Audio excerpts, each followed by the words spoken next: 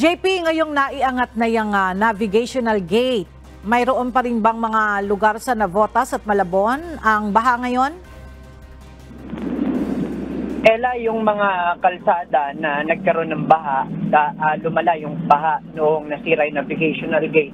Nadaanan natin kanina, sa ngayon tuyo yung kanilang mga kalsada. At noon nga kasing nasira yung navigational gate, kapag may mga pag-ulan ay agad yung nakakaranas ng baha. Gaya doon sa Barangay Hulong Duhat sa Malabon. At ayon nga sa Metropolitan Manila Development Authority o MMDA, simula noong August 24 ay naiaangat na muli ang nasirang navigational gate sa Navotas, Malabon. Noong August 5 hanggang August 15 ay nakapag-fabricate na sila nung nasirang mga piyesa.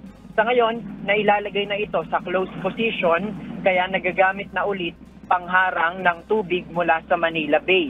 Gayunman, hindi pa ito pinadadaanan sa mga malalaking bangka dahil hindi pa tuluyang nabubuksan o naibababa sa tubig yung mismong gate. Ayon sa MMDA, kailangan pa nilang linisin yung ilalim ng navigational gate dahil marami pa itong mga basura. Aabutin pa ng hanggang 5 araw ang ginagawang paglilinis. Kapag pinapasok kasi ang mga malalaking bangka, baka tamaan ulit ang gate at posible itong muling masira. Noong June, nasira ang navigational gate dahil sa pilit na pagpasok ng isang fishing boat o barge. Noong July naman, matapos tumama ang bagyong Karina, ay isa ito sa personal na ininspeksyon ni Pangulong Ferdinand Marcos Jr. kasama ang iba pang mga opisyal ng gobyerno.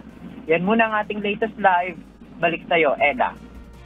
Maraming salamat, JP Nunez.